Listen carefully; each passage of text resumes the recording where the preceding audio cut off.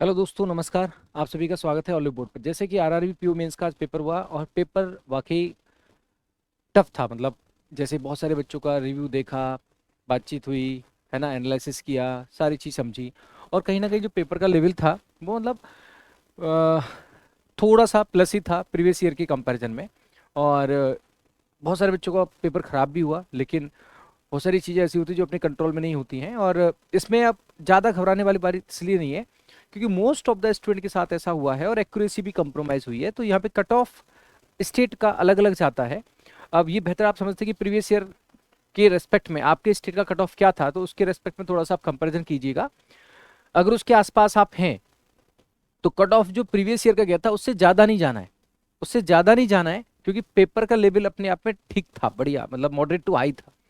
तो अपने अपने स्टेट की कट ऑफ को आप थोड़ा देखिएगा, जिस स्टेट से आप बिलोंग करते हैं, और उसके आसपास अप्रॉक्स आपने अगर अटेम्प्ट किए हैं, आपके मार्क्स आ रहे हैं, अटेम्प्ट की बात नहीं। बहुत सारे बच्चे, जैसे मैं यहाँ कंफ्यूजन दूर करता हूँ, कंप्यूटर में क्या है, आधा नंबर जुड़ता है। जैसे 40 क्वेश्चन है तो 40 का 20 मार्क्स जुड़ेगा। तो मैं यहाँ पे मार्क्स वाइज बात करूंगा, अटेम्प्ट की मार्क्स वाइज, ठीक है। तो अटेम्प्ट हम जो बात कर रहे हैं मार्क्स वाइज बात कर रहे हैं। जैसे आपने अगर कंप्यूटर में 30 अटेम्प्ट किए तो मैं उसको 15 मान के चलूंगा, ठीक है। अगर 20 अटेम्प्ट किए तो मैं 10 मान के चल रहा हूँ। अगर आपने 40 अटेम्प्ट किए तो मैं 20 मान के चल रहा हूँ, क्योंकि हाफ मार्क्स काउंट होंगे। तो इस रेस्पेक्ट में जो आपके मार्क्स है ना, वो कितने आ रहे हैं उसके आधार पर कट ऑफ का हम कैलकुलेशन की बात कर रहे हैं। तो जैसे अगर मैं बात करूं रीजनिंग की, तो रीजनिंग फिर भी क्वांट के कंपैरिजन में बहुत बहुत बहुत सही मानेंगे कि क्वांट के तो क्वेश्चन नहीं हिल रहे थे और नहीं हिल रहे थे। मतलब बहुत सारे जो सवाल हैं, जैसे बहुत सारे बच्चों, मतलब 20 प्लस में तो शायद ही कोई गया है। एक आध परसेंट गया होगा तो मैं मना भी नहीं कर रहा, जिनका क्वांट फेवरेट है।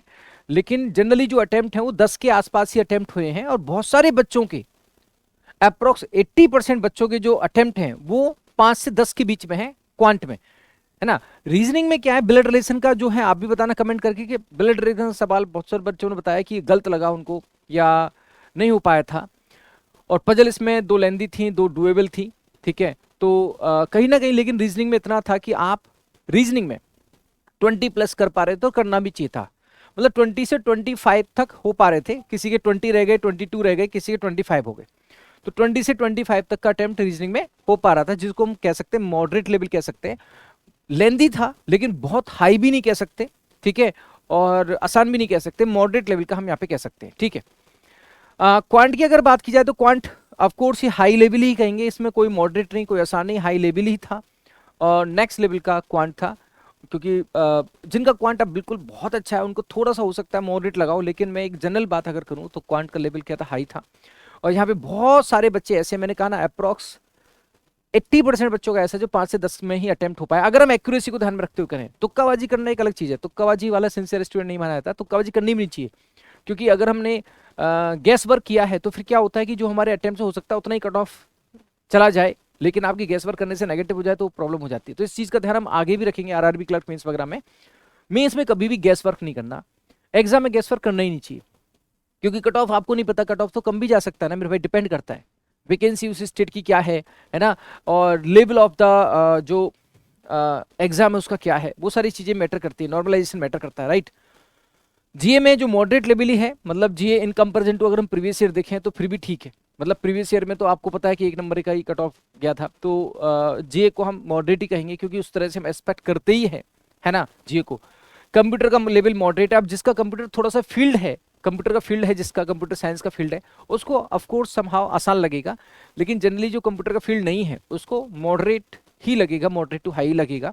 लेकिन फिर भी कंप्यूटर में लोगों ने कहीं ना कहीं 25 30 प्लस भी किए हैं, 34 भी किए हैं। तो मैंने एक मान लिया कि 20 प्लस तो आपको करना ही था, कि कंप्यूटर का अगर हम इंडिविजुअल कट ऑफ देखें तो 10-12 जाना लाजमी है, 10 से 12 कट ऑफ इसका कंप्यूटर का जा भी सकता है। तो इसलिए 20 प्लस अटेम्प्ट होना तो लाजमी है, होना भी चाहिए, करना भी चाहिए।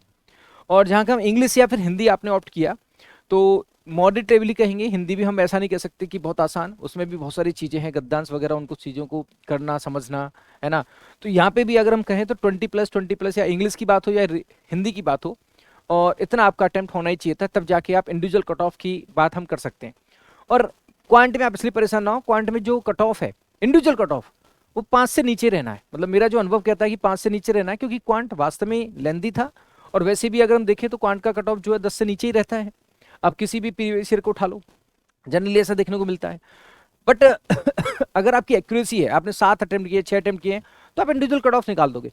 तो ये तो एक क्राइटेरिया है कि जहां से आपका इंडिविजुअल कट ऑफ निकल जाएगा। अगर आपने इतने इतने अटेम्प्ट किए, ये मिनिमम एक एट पार वाली पोजीशन है कि आपका इंडिविजुअल कट ऑफ तो निकलना ही चाहिए, और ओवरऑल के लिए किसी न किसी सेक्शन में आपके अच्छे होने चाहिए।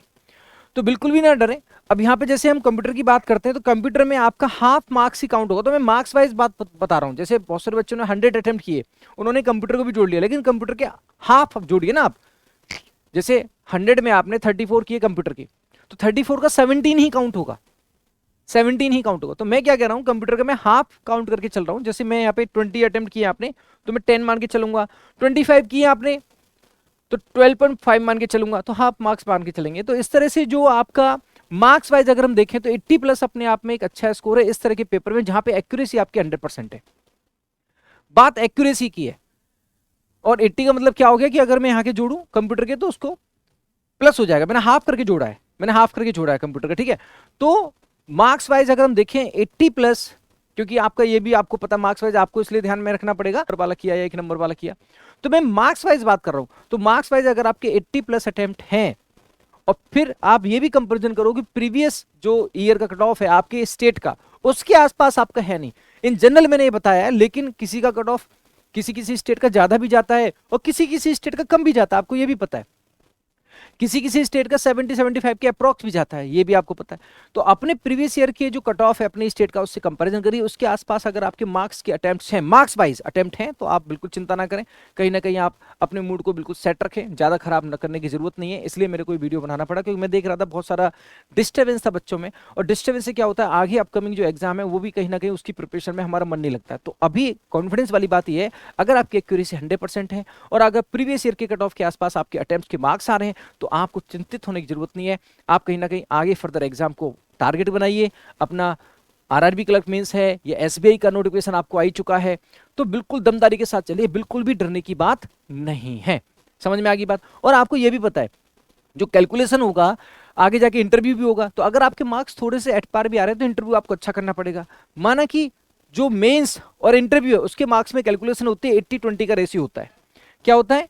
80-20 का रेशियो होता है, जिसमें 80% काउंट होते हैं किसके? मेंस के मार्क्स के। जैसे मेंस का मार्क्स आपके 200 में से आ रहे हैं, ठीक है, तो 200 में से आपके जितने मार्क्स आ रहे हैं उसका 80%, ठीक है, 80% आपका काउंट होता है। समझ में आ रही बात? तो कहने का मतलब क्या है कि 80-20 का, सॉरी 80-20 का यहाँ पे रेशियो रहता है। 80-20 का रेशियो, जैसे सपोज आपके मेंस का 200 मार्क्स का है, तो 200 में से आपके 100 मार्क्स आए, 100, तो 200 का 80%, तो मतलब इसका हो गया कि 100 में से 40%, 100 का 40% लेंगे हम, 200 का 40% लेंगे, क्योंकि 80-20 का है तो 200 का 40% लेंगे। ये कैलकुलेशन, मैंने इसका एक वीडियो भी पहले बनाए हुए हैं, आप सर्च करोगे तो आपको मिल जाएगा कि कैलकुलेशन कैसे होती है। 80-20 का है, और जो इंटरव्यू के मार्क्स आते हैं उसका 20% लेना होता है। और यहाँ मेंस का क्या, 80-20 का रेशियो, तो मेंस के मार्क्स का 80-20 का रेशियो आपको चलता है, लेकिन यहाँ पे कैलकुलेशन क्या, 200 में से है, और 200 में से है तो इसलिए जो भी आपके मार्क्स आएंगे, 200 में से उसका 40% निकाल के आपका मेंस का मार्क्स काउंट होगा। जैसे सपोज करो आपके 100 मार्क्स आए 200 में से, तो 200 में से 100 मार्क्स आए, ठीक, तो 100 का 40% आपको उठाना पड़ेगा, 40 हो जाएंगे, 40 हो जाएंगे।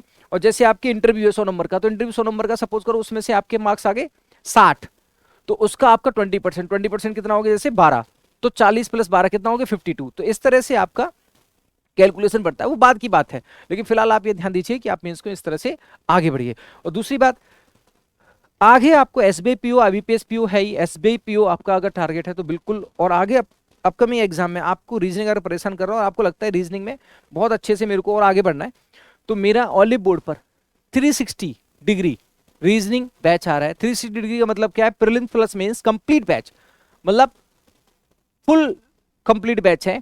एसबीआई पीओ को लेकर, एसबीआई क्लर्क भी इसमें काउंट होगा, एसबीआई क्लर्क है, एसबीआई पीओ है, सारे एग्जाम, अपकमिंग एग्जाम जितने भी हैं आगे 2024 के लिए भी अगर आप प्लान कर रहे हैं, तो वो सारी चीजों को आप टारगेट करना चाहें, तो एसबीआई पीओ रीजनिंग 360 डिग्री, ये बरादी सर स्टार्ट हो रहा है 12 तारीख से, 12 सितंबर से स्टार्ट हो रहा है, और इसकी टाइमिंग होगी शाम को 7 बजे से रात 8:30 बजे तक। डेली 1.5 घंटे की क्लास चलेगी, मंडे टू फ्राइडे। ये ऑलिव बोर्ड पर स्टार्ट हो रहा है। इसका क्लास का रिकॉर्डिंग भी आपको अवेलेबल रहा करेगा, जिससे कि क्लास मिस हो जाए तो आपको मिल सकती है। तो ऑलिव बोर्ड पे आप सर्च करेंगे बाय फैकल्टी राधे सर, तो आपको ये बैच मिल जाएगा, और इसमें आप इनरोल करा सकते हैं। एंड ऑलिव बोर्ड पर किसी भी कोर्स में डिस्काउंट के लिए आपको कोड RKR आप लगाते हैं और उससे आपको मैक्सिमम डिस्काउंट मिल जाता है। ठीक है, तो आराम से तसल्ली से पढ़ें और आगे बढ़ें। Thank you so much, God bless you.